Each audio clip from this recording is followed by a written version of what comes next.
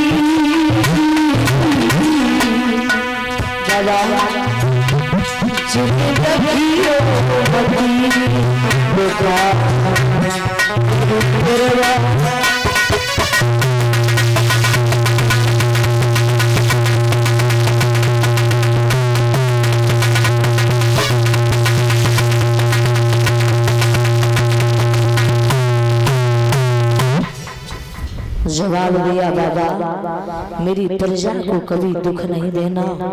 मैंने खुद अपने दुख को सहा लेकिन अपनी प्रजा को कभी दुख नहीं दिया। आज रोते रोते हरिश्चंद्र ने अपनी जन्मभूमि को प्रणाम किया। बिकने के लिए जा रहे हैं। बाबा कहने लगे हरिश्चंद्र ये इच्छा तो हमारी है, आपको इस पर कोई आदेश देने की जरूरत नहीं है। हरिश्चंद्र वहां से चल दिए। तीनों प्राणी बिकने के लिए जा रहे हैं। धीरे धीरे महाराज अपनी जन्मभूमि को प्रणाम करने के बाद हरिश्चंद्र मैया तारा पुत्र रोहित आगे विश्वामित्र जी जा रहे। कहा काशी नगरिया में बिकने के लिए। रास्ते में रोहित को चलते चलते जेठ की दोपहरी है, मूर्छा आ गई, बेहोश होकर के गिर पड़ा।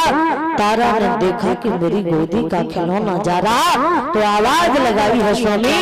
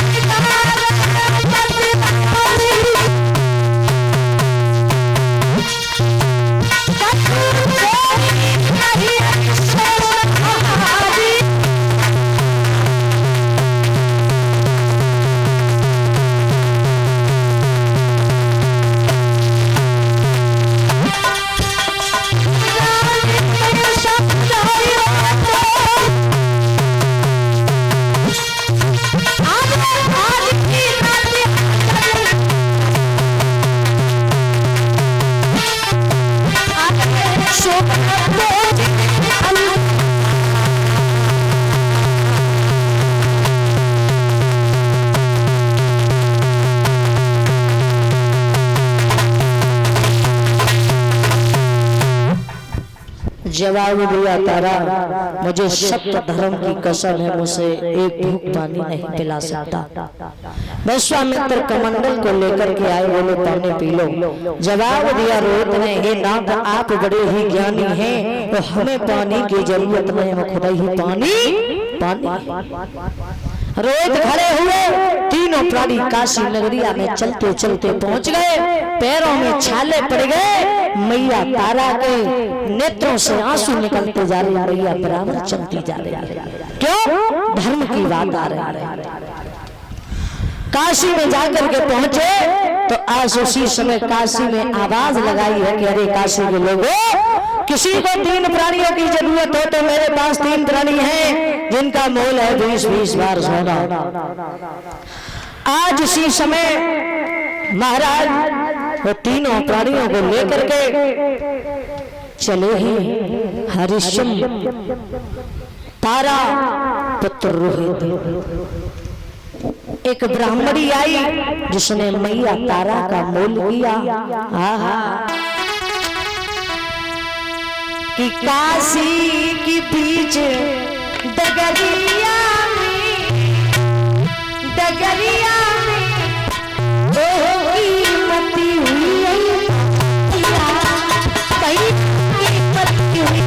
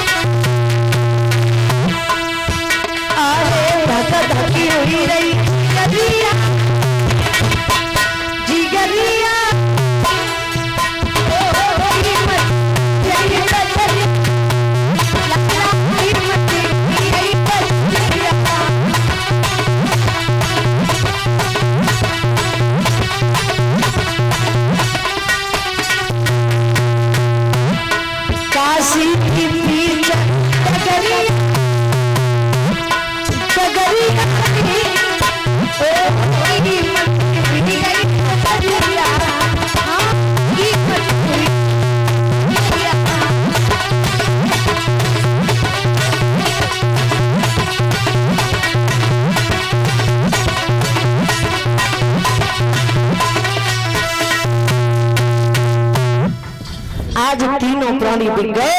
मैया ब्राह्मणी आई जिसने तारा और पुत्र का मोल किया। याद रखना भैया, वही मेहतर जिसने श्राप दिया था कि जाओ कृष्ण को, तुम्हारी तो बात छोड़ो और तुम्हारी औलाद हमारे यहाँ इतने घड़े भरेगी आके। तो आज उसी समय वही मेहतर के इधर अंश वंश ने इधर राजा हरिश्चंद्र को खरीदा है आकर के। कालू नाम के मेहतर ने हरिश्चंद्र को खरीदा। तीनों प्राणियों का मोल हो गया। मैया ब्राह्मणी के यहाँ तारा पुत्र रोहित गया और उस कालू मेहतर के यहाँ महाराजा हरिश्चंद्र गए। चलते चलते तारा ने हरिश्चंद्र से कहा है, स्वामी मेरी एक बात को याद रखना, क्या कि जाते हो तो जाओ और मुझको न भूल जाना, मेरे सिवा किसी से दिल को नहीं लगाना।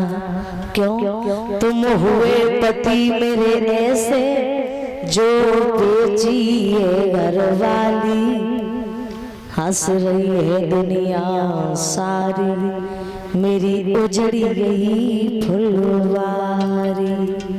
ना आज दिन तक कोई ऐसा राजा नहीं हुआ जिसने पत्नी और बच्चों को बेचा हो।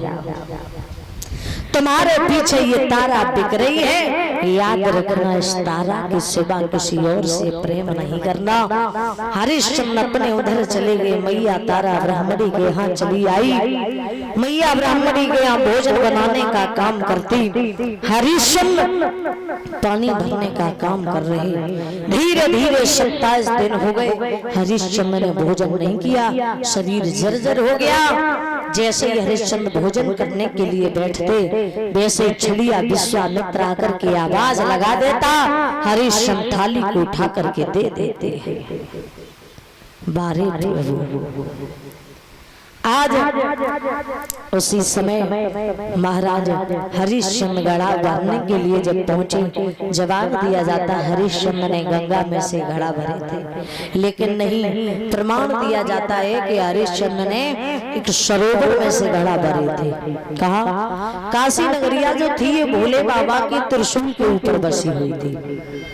काशी नगरिया भोले बाबा के त्रिशूल के ऊपर बसी हुई थी, और भोले बाबा के सिर से जो 2 धाराएं निकली थी, अरिश और बारें, ये दोनों धाराएं जाकर के एक सरोवर में गिरी थी। जाके उस सरोवर से हरिश्चंद्र ने घड़ा भरे थे, जहाँ पर एक घाट बना हुआ है जिसका नाम है मणिकड़ का घाट। गंगा तो हरिश्चंद्र के कई पीढ़ियों बाद आई थी, जिन्हें भागीरथ लेकर के आए थे, पहले गंगा नहीं थी। आज हरिश्चंद्र ने घड़ा भर लिया, उठ नहीं रहा। तब तक मैया तारा दिखाई दे गई, तो हरिश्चंद्र ने जवाब दिया, तारा मेरा घड़ा उठवा दो। तारा कहने लगी नहीं, क्यों? मैं आपका घड़ा नहीं छू सकती हूँ, मेरा धर्म नष्ट हो जाएगा। मैं एक ब्राह्मणी के यहाँ भोजन बनाती हूँ, आप एक मेहतर के यहाँ जल भर रहे हो। हरिश्चंद्र ने जवाब दिया, तारा तुम तो अभी ज्यादा दिन नहीं हुए, इतने में ही बदल गई। किसी दिन तुम तारा वही थी जो मेरे कहने पर बिक गई थी, आज तुम मेरा घड़ा नहीं उठवा रही हो। हरिश्चंद्र के आंखों में आंसू आ गए, कहने लगे, तारा की कहा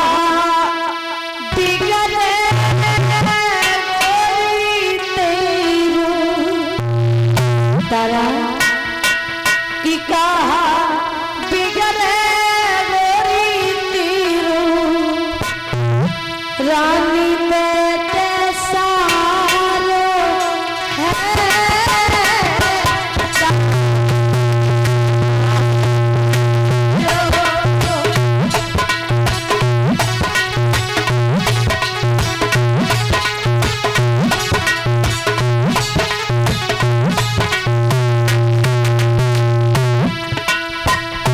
तारा उठवा दो, तुम्हारा कुछ भी नहीं करेगा। भूल गई रानी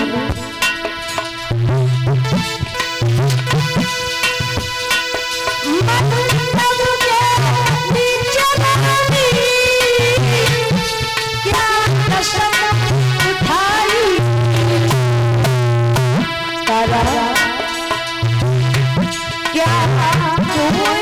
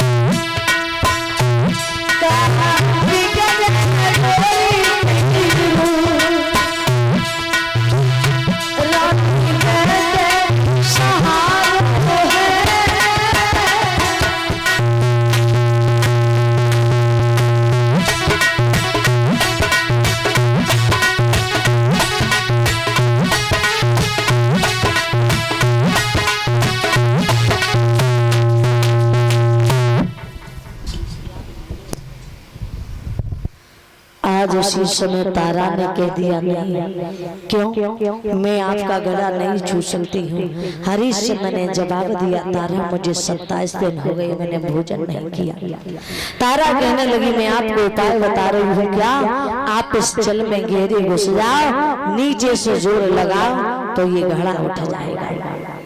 आज उसी समय मेरे भव्य श्रोताओं, जब तारा ने ये बताया तो हरिश्चंद्र ने ऐसा ही किया, घड़ा को उठा करके चले। तो महाराज हरिश्चंद्र जैसे ही आगे बढ़े, घड़ा गिर के फूट गया। खाली हाथ आए तो आज उसी समय हरिया ने पूछा, हरिश्चंद्र ये बताइए घड़ा कहाँ है? बोले घड़ा तो गिर के हमसे फूट गया। जवाब दिया, इतने घड़े फोड़ोगे तो मैं कहाँ से लाऊंगा।